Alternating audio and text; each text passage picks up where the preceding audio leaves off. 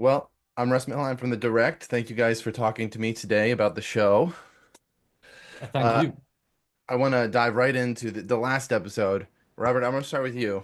Elrond has fought tooth and nail to try to not give in to the power of the Elven Rings in this season. But you finally do put it on, even just briefly in this last episode. It may seem obvious, but in your own words, can you explain, why Elrond finally caved and why he put on that ring and how that might affect him going forward? Yeah, I mean, it is kind of obvious, isn't it? I mean, because the stakes are right there laid in front of me, Yeah. Like it's sort of do something or she dies.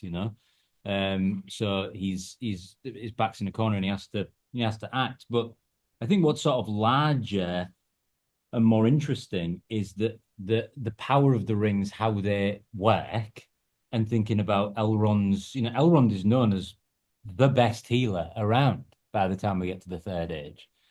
And so, there's we've seen the power of the rings work on uh, earlier on in the Barrowite sequence in terms of the healing and stuff like that.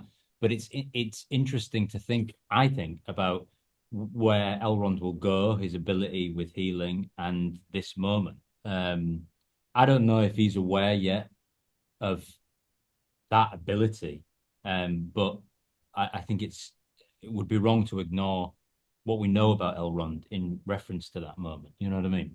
Yeah. Ben Gil-galad does eventually hand his ring off to Elrond in the source material.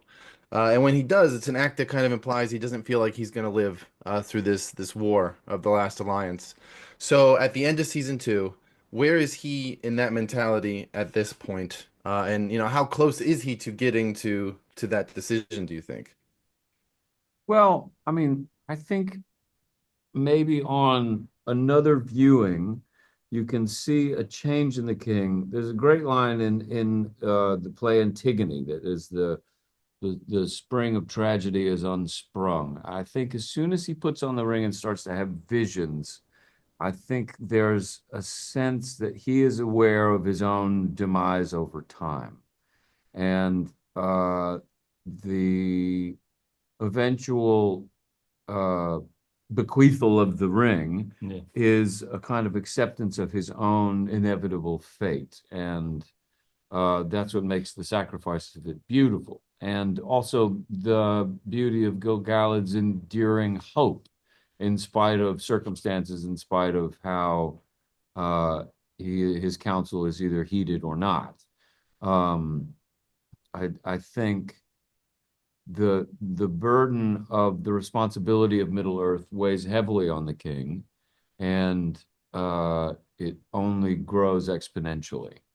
And that's it, it kind of coincides with his his strength coincides with his need to unify Middle Earth. Yeah. And right as they peak, when Middle Earth is fully one united against evil, is the natural time for his passing and his sacrifice. And I like that about kind of how Tolkien constructs things that if you reverse engineer some of the narratives, you can see the inevitability of Yeah. it. But while you're in it, it feels so desperate. And I think whether that's a subliminal storyline, it's one that I like about it and that I adhere to. Mhm. Now, Robert, well, one last question for you. In a hypothetical season three, where does Elrond's and Galadriel's relationship stand now? Because you guys have been through a lot. You even shared a kiss. You just saved her life. What are you Dating. guys going to be like going forward? The relationship between the two of them is always going to be um, complicated, but they will eventually become the guardians of Middle Earth. Hmm. And so it's that relationship and that love, that bond between them, that ultimately holds Middle Earth together at a certain point. So it's I think it's going to grow and change. I think for a long time they have not been equals.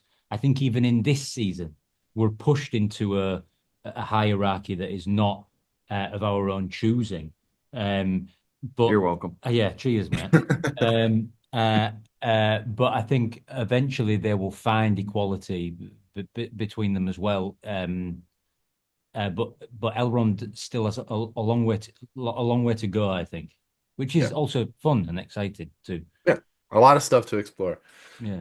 Well, thank you guys for talking to me. I hope season 3 comes around the corner. I want to keep seeing this story unfold and get its conclusion. So, Well, yeah, so do we. yeah, You're welcome. I Yeah, hope see so. ya. Yeah.